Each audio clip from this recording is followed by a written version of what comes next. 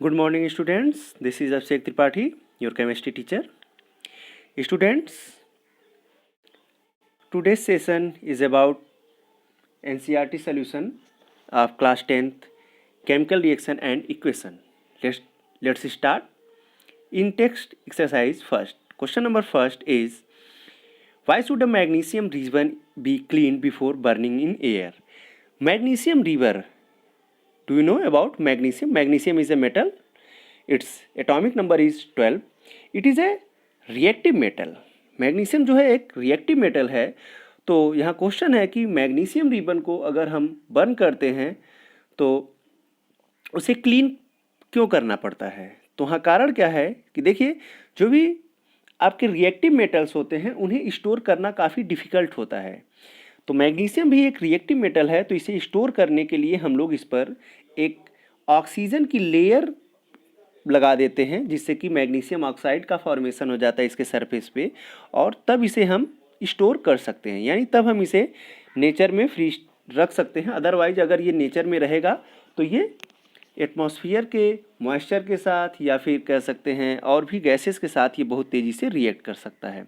इसी तरह जैसे सोडियम होते हैं, इन्हें हम केरोसिन ऑयल में सिंक करके रखते हैं. तो उसी तरह से मैग्नीशियम रिबन भी एक रिएक्टिव मेटल है. इस वजह से हम इसे मैग्नीशियम ऑक्साइड की लेयर लगा करके रखते हैं. तो जब भी हमें इसे बर्न करना होता है तो पहले हम इसे सैंड पेपर से रब कर लेते हैं, जिससे कि मैग्नीशियम रिबन पे जो मैग्नीशियम ऑक्साइड की जो लेयर है वो हट जाए और ये आसानी से कंबसन कर सके, यानी जल सके. Got it. Second question is, right the balance equation for the following chemical reactions. तो आप यहाँ देख रहे हैं कुछ आपके केमिकल रिएक्शंस हैं जिन्हें हमें क्या करना है, बैलेंस करना है. फर्स्ट क्वेश्चन है, hydrogen plus chlorine gives hydrogen chloride. Simply है, H2 plus Cl2 gives H2HCl. Second, barium chloride plus aluminium sulphate gives barium sulphate and aluminium chloride. तो स्टूडेंट्स, पहले आपको पता होना चाहिए इन सभी के फार्मूले, और फार्मूले आपको कैसे बनाने हैं ये क्लास 9th में हम लोग पढ़ चुके हैं. क्रॉस क्रिस मेथड से आप पहले फार्मूले बनाएंगे, फिर उसके बाद से बैलेंसिंग करेंगे. तो सेकंड है आपका बेरियम क्लोराइड यानी BaCl2 plus aluminium sulphate Al2SO4 का thrice gives BaSO4 plus AlCl3. And the third one is sodium plus water gives sodium hydroxide plus hydrogen. Na plus H2O gives NaOH plus H2, जैसा कि आप example में देख रहे हैं. Got it. Let's see another one. Third question, right a balance chemical equation with state symbol for the following reaction. ठीक है, same question second के ही तरह है, बस यहाँ पर एक मेंशन ये भी किया गया है कि यहाँ पर हमें उसके स्टेट को भी लिखना है. बैलेंस भी करना है इक्वेशन को और साथ ही साथ स्टेट को भी लिखना है. मीन्स कि सॉलिड लिक्विड गैस है या फिर एक्वस मीडियम में है, प्रेसिपिटेट है, किस तरह से सिम्बल्स का यूज हमें करना है.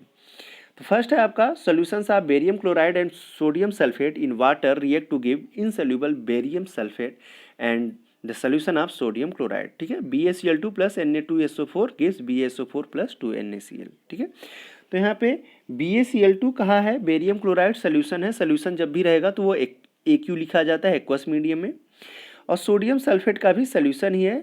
ठीक है, सोडियम सल्फेट इन वाटर बोला है, तो यानी वाटर में प्रेजेंट, यानी वो सोल्यूशन ही है. तो यहाँ पर भी हम लोग एक्वस ही यूज करेंगे. Got it. Second is sodium hydroxide solution. ये भी वाटर में बोला गया है, मीन्स कि एक्वस मीडियम है, AQ यूज करेंगे. रिएक्ट विथ हाइड्रोक्लोरिक एसिड, और एसिड तो हमेशा वाटर मीडियम में ही होता है, तो इसके लिए भी AQ ही यूज करेंगे. लेकिन जो हमें प्रोडक्ट मिल रहा है वो NaCl, AQ और H2O जो होगा वो आपका लिक्विड, क्योंकि H2O के लिए आप AQ नहीं कहेंगे, क्योंकि H2O यानी वाटर में नहीं डिजॉल्व होता है. वाटर जो होता है वो लिक्विड स्टेट में होगा. Okay, now let's see next part in text exercise 2. Question is here, question number 1. A solution of substance X is used for white washing. Name the substance X and write its formula. ठीक है, यहाँ पे हमसे पूछा जा रहा है कि वो एक सब्सटेंस X है जिसका यूज हम करते हैं वाइट वॉशिंग में. तो वाइट वॉशिंग में हम लोग किसका यूज करते हैं, चूने का यूज करते हैं. तो चूना क्या होता है आपका, कैल्शियम ऑक्साइड, जिसे हम क्विक लाइम कहते हैं. जब उसे हम वाटर में मिक्स करते हैं तो फॉर्मेशन होता है कैल्शियम हाइड्रोक्साइड का, जिसे हम कहते हैं स्लैग्ड लाइम. तो सेकेंड में पूछा रहा है right the reaction of the substance x name in first above with water. ठीक है, तो यहाँ पर हमसे यक्स जो है वो आपका कैल्शियम ऑक्साइड यानी क्विक लाइम इसे कहते हैं। जब इसे आप वाटर के साथ घोलते हैं या रिएक्ट कराते हैं तो फॉर्मेशन होता है कैल्शियम हाइड्रोक्साइड जो कि स्लैग्ड लाइम कहलाता है, और इस प्रोसेस में बहुत ही लार्ज अमाउंट में हीट एनर्जी प्रोड्यूस होती है। So we can say that this is a exothermic reaction, क्योंकि यहाँ पे हीट इवॉल्व होती है। Got it. Second is why is the amount of gas collected in one of the test tubes in activity 1.7 double of the amount collected in other? Name this gas. तो students आप इस question को करने के लिए पहले आप अपनी एनसीईआरटी बुक में एक्टिविटी 1.7 देखेंगे और उसके बाद से आप इसको क्वेश्चंस को कर सकते हैं। Got it. Next is in text exercise 3 Why does the color of copper sulfate solution change when an iron nail is dipped in it? ये आपको पहले भी बताया जा चुका है, क्योंकि फेरस यानी आयरन जो है मोर रिएक्टिव है किससे, कॉपर से। तो कॉपर सल्फेट के सोल्यूशन में कॉपर को क्या करता है, आयरन डिस्प्लेस कर देता है, जिससे कि जो सोल्यूशन होता है वो आपका ग्रीन कलर का हो जाता है। पहले ब्लू कलर था जब कॉपर सल्फेट था, लेकिन जब वो फेरस सल्फेट बन जाता है तो वो ग्रीन कलर का हो जाता है। क्यों? क्योंकि iron is more reactive than copper, so iron can displace copper from their salt solution. Next one, give an example of a double displacement reaction other than the one given in activity 1.10. ठीक है, तो आपको यहाँ पे double displacement का example देना है, तो सिंपली आप कोई भी दो सॉल्ट लेकर के आपस में डबल डिस्प्लेसमेंट का एग्जाम्पल दे सकते हैं। कोई ज़रूरी नहीं जो यहाँ पे हमने मेंशन किया वही आप यूज करें, आप डबल डिस्प्लेसमेंट के और भी एग्जाम्पल्स यूज कर सकते हैं। Got it. Next, identify the substance that are oxidized and the substance that are reduced in the following reaction. ठीक है, यहाँ हमें बताना है कि कौन ऑक्सीडाइज हो रहा है और कौन रिड्यूस हो रहा है। ठीक है, तो आपको ऑक्सीडेशन और रिडक्शन पता होगा। ऑक्सीडेशन एडिशन ऑफ ऑक्सीजन और रिमूवल ऑफ हाइड्रोजन, और रिडक्शन क्या होता है, एडिशन ऑफ हाइड्रोजन और रिमूवल ऑफ ऑक्सीजन। दोनों में से आपको ढूंढ लेना है। तो यहाँ पे आप देखिए sodium plus O2 gives Na2O। यहाँ पे सोडियम के साथ क्या हो रहा है, ऑक्सीजन ऐड हो रहा है। ठीक है, तो सोडियम क्या हो गया, ऑक्सीडेशन कर रहा है। जो ऑक्सीडेशन करता है आप वो जानते हैं वो रिड्यूसिंग एजेंट होता है। ठीक है, तो यहाँ पे सोडियम का तो सोडियम ऑक्सीडाइज हो गया, लेकिन ऑक्सीजन क्या हो गया, रिड्यूस हो गया। वहीं सेकेंड में देखें तो copper oxide plus H2 gives Cu plus H2O। तो वहाँ पे आप देखिए कॉपर ऑक्साइड जो हो रहा है वो रिड्यूस हो रहा है। क्यों? क्योंकि उससे ऑक्सीजन रिमूव हो रहा है, तो वहाँ रिडक्शन हो रहा है। तो वहाँ पे कॉपर ऑक्साइड रिड्यूस हो रहा है कॉपर में, और हाइड्रोजन जो हो रहा है वो ऑक्सीडाइज होकर के वाटर का फॉर्मेशन बना रहा है। ठीक है, तो ध्यान रखेंगे। अब आते हैं हम इसके एनसीईआरटी एक्सरसाइज पे, जो कि बहुत ही इंपॉर्टेंट है। अभी तक तो जो हम लोग ने किया वो इन टेक्स्ट एक्सरसाइज था। Which of the statement about the reaction below the are incorrect? तो हमें यहाँ पे इस रिएक्शन को देखना है और बताना है कि इसमें से क्या इनकरेक्ट है। तो देखिए लेड इज गेटिंग रिड्यूस, तो PbO। ठीक है, तो यहाँ पे आप देख रहे हैं कि PbO के पास ऑक्सीजन था, ऑक्सीजन निकल गया तो लेड जो है वो रिड्यूस हो गया। ठीक है, फिर है carbon dioxide is getting oxidised. Carbon dioxide, तो यहाँ ध्यान रखना है, हमने बताया था आपको कि हमेशा रिएक्टेंट की तरफ आप देखिए। ठीक है, फिर देखिए आप, तो कार्बन डाइऑक्साइड अगर ऑक्सीडाइज होगा तो कुछ और प्रोडक्ट बन जाएगा। ठीक है, और यहाँ पर जो है आप सीधे सीधे कंपेयर करिए तो हमेशा रिएक्टेंट की तरफ से, कि रिएक्टेंट के ही सब्सटेंस ऑक्सीडाइज रिड्यूस सारी चीज़ें होते हैं। तो यहाँ पे फर्स्ट और सेकंड दोनों में ही प्रोडक्ट की बात किया है, तो आप इस वजह से वहाँ पे ऑप्शन इनकरेक्ट हो जाता है। और third, carbon is getting oxidise, बिल्कुल हो रहा है, क्योंकि रिएक्टेंट से उठा करके रिएक्टेंट में कार्बन अकेले, प्रोडक्ट में CO2 बन जा रहा है, यानी कार्बन के साथ ऑक्सीजन ऐड हो रहा है, यानी ऑक्सीडाइज हो रहा है। और lead oxide is getting reduce, lead oxide यानी PbO, पहले ऑक्सीजन था फिर वो Pb हो गया, यानी ऑक्सीजन निकल गया तो वो रिड्यूस्ड हो गया। तो ऑप्शन यहाँ पर फर्स्ट एंड सेकेंड जो है वो इनकरेक्ट हैं।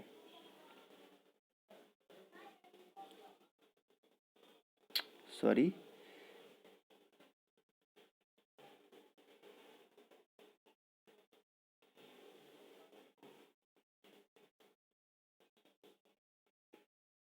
Wait a minute students.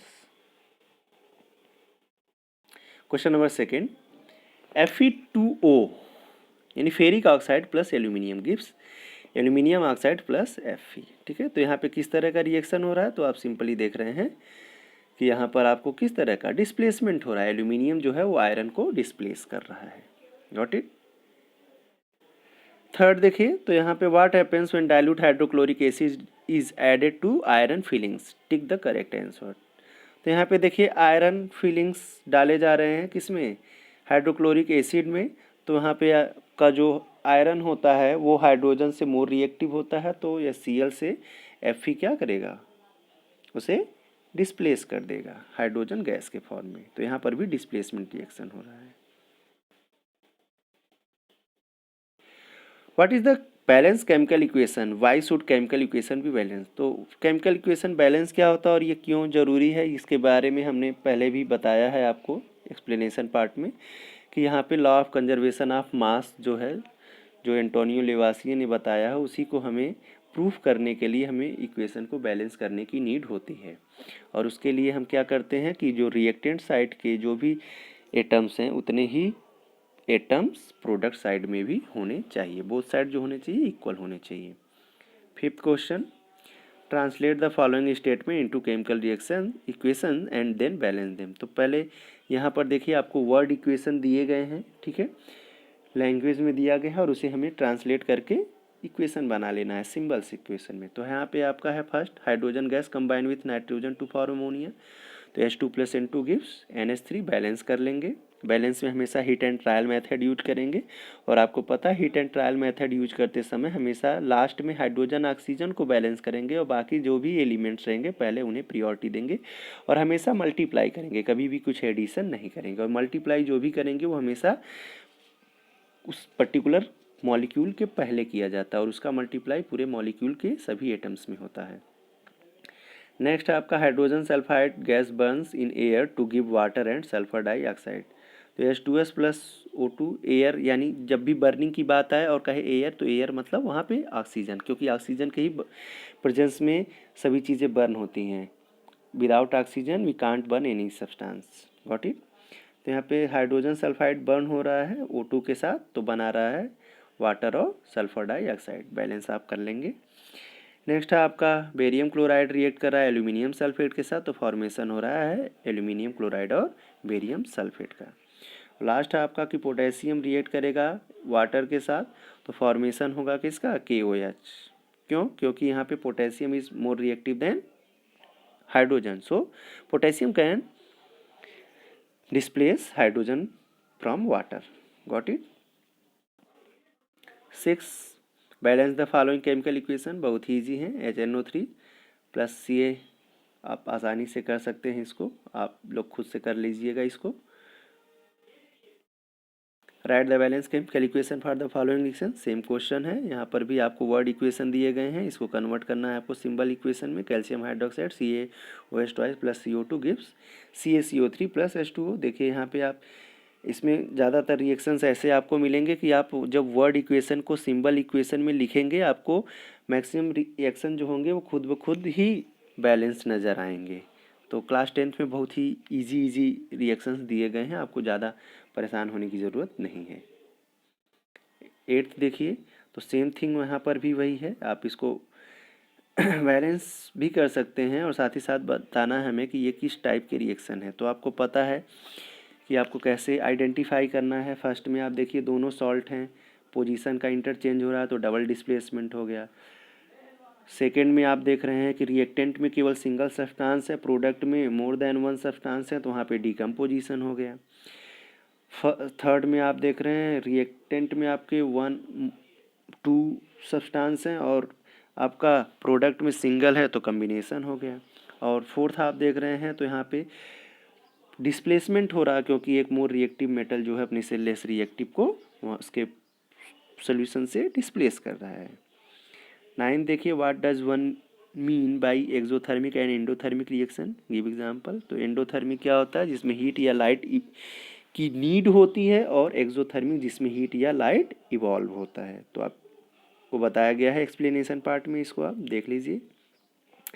Y is respiration considered as exothermic reaction, respiration को एक्सोथर्मिक रिएक्शन क्यों कहते हैं, क्योंकि इसमें हमें एनर्जी प्रोड्यूस होती है, क्योंकि जब हम ऑक्सीजन लेते हैं तो हमारे बॉडी में जाकर के ग्लूकोज के साथ वो कंबाइंड होते हैं और कार्बन डाइऑक्साइड और वाटर का फॉर्मेशन करते हैं, साथ में एनर्जी प्रोड्यूस करते हैं। तो एनर्जी यहाँ प्रोड्यूस हो रही है after reaction, so it can be say that exothermic reaction. हमने बताया था कि आपका रिस्पायरेशन जो होता है वो एक्सोथर्मिक रिएक्शन होता है, और जो फोटोसिंथेसिस होता है वो आपका एंडोथर्मिक रिएक्शन होता है, क्योंकि वहाँ सनलाइट की नीड होती है फोटोसिंथेसिस में, और यहाँ पे एनर्जी प्रोड्यूस होती है, एनर्जी लिबरेट होती है। सो ये आपका जो है एक्सोथर्मिक रिएक्शन है।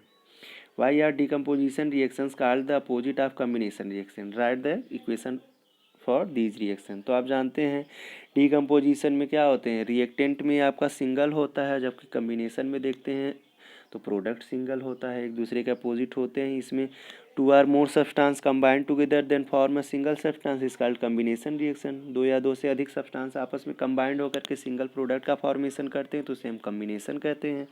वहीं अगर आप सिंगल सब्सटेंस स्प्लिट या decompose two or more part is called decomposition reaction. तो ये दोनों एक दूसरे के अपोजिट ही हैं। क्वेश्चन नंबर 12 देखिए आप, तो write one equation each for decomposition reaction where energy is supplied in the form of heat, light and electricity. तो तीनों को आपको एक एक एग्जाम्पल देना है, एक थर्मल डिकम्पोजिशन का, दूसरा आपका डिकम्पोजिशन ऑफ लाइट यानी फोटो डिकम्पोजिशन, और तीसरा जो है आपका इलेक्ट्रिसिटी यानी इलेक्ट्रोलिसिस। नेक्स्ट क्वेश्चन है, what is the difference between displacement and double displacement reaction, right equation for these reaction. तो ये आपको बहुत ही अच्छे से बताया गया एक्सप्लेनेशन पार्ट में, आपके पास नोट्स हैं, वहाँ से आप कर सकते हैं, इसको कोई प्रॉब्लम नहीं होनी चाहिए। Question number 14, in the refining of silver the recovery of silver from silver nitrate solution involve displacement bye copper metal, write down the reaction involve. तो आप देखिए सिल्वर नाइट्रेट है, कॉपर के साथ रिएक्ट कराएंगे, copper is more reactive than silver, so copper can displace silver from their salt solution. So there is the equation. What do you mean by a precipitation reaction? Explain by giving example. तो precipitation reaction क्या होता है, precipitate क्या होता है, जो insoluble solid salts होते हैं जो कि एक्वस मीडियम में डिजॉल्व नहीं होते हैं, तो उसे हम कहते हैं प्रेसिपिटेट, और इस तरह के रिएक्शन को हम कहते हैं प्रेसिपिटेशन रिएक्शन। जैसा कि आप एग्जाम्पल में यहाँ पे देख रहे हैं, यहाँ पर प्रेसिपिटेट का फॉर्मेशन हो, इसमें कैल्शियम कार्बोनेट जो है वो एक प्रेसिपिटेट का एग्जाम्पल है। यहाँ पर भी एक एग्जाम्पल और आप देख सकते हैं। नेक्स्ट क्वेश्चन है आपका, explain the following in terms of gain और loss of oxygen with two example is. ठीक है, यहाँ पे आपको एक ऑक्सीडेशन और एक रिडक्शन बताना है, ठीक है, विथ एग्जाम्पल। तो यहाँ पे पहले ऑक्सीडेशन देख लेते हैं, ठीक है। तो यहाँ पे आप देखिए CO2 + H2 give CO + H2O, यानी कि हाइड्रोजन के साथ ऑक्सीजन ऐड हो रहा है तो यहाँ पे ऑक्सीडेशन हो गया। वहीं अगर आप एक और देखें तो Cu + O2 गिव CuO, यहाँ पे कॉपर में ऑक्सीजन ऐड हो रहा है तो ये भी ऑक्सीडेशन हो गया। वहीं आप सेकेंड देखिए CO2 + वही सेम रिएक्शन है, तो यहाँ पे कार्बन से ऑक्सीजन, दो ऑक्सीजन थे, एक ऑक्सीजन निकल गया, तो एक भी ऑक्सीजन अगर निकलेगा तो भी आप उसको रिडक्शन ही बोलेंगे। यहाँ पे कॉपर ऑक्साइड + H2 तो Cu हो गया, यानी कॉपर से ऑक्सीजन निकल गया, तब भी यहाँ पर रिडक्शन ही हो रहा है आपका। क्वेश्चन नंबर 17 देखिए, ये बहुत ही इंपॉर्टेंट क्वेश्चन है। अ shiny brown coloured element X on heating in air becomes black in colour, name the element X and the black colour compound form. ठीक है, बहुत इंपॉर्टेंट क्वेश्चन है, कई बार आपसे पूछा गया है एग्जाम में, तो ध्यान रखेंगे कि यहाँ पे इसी तरह से क्वेश्चन से एक पूछे ही जाते हैं 3 मार्क्स में, तो आपको ध्यान रखना है, बस एक रिएक्शन से ही आपका आंसर हो जाएगा, बट ये बहुत ही ध्यान से आपको समझना है कि एक कह रहा है कि एक शाइनी ब्राउन कलर्ड एलिमेंट है, तो आपको पता होना चाहिए कि एक ब्राउन कलर का एलिमेंट कौन होना चाहिए और जो चमकदार होता है। तो जनरली मेटल्स ही जो होते हैं वो आपके लस्टर शो करते हैं, उसमें लस्टर शो करते हैं, और मेटल्स में ब्राउन कलर का कौन होता है, तो कॉपर होता है।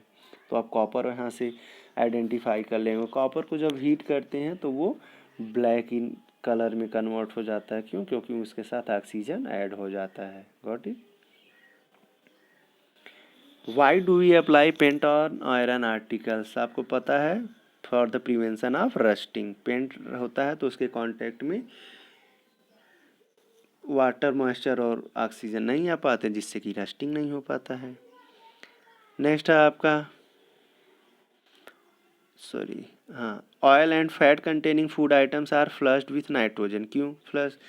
प्रिवेंशन ऑफ रेंसिडिटी है, जिससे कि ये क्या हो गए कि जो भी फूड आइटम्स होंगे वो ख़राब नहीं होंगे नाइट्रोजन से, इसी वजह से फ्लश किया जाता है, क्योंकि ये रेंसिडिटी से बचाता है।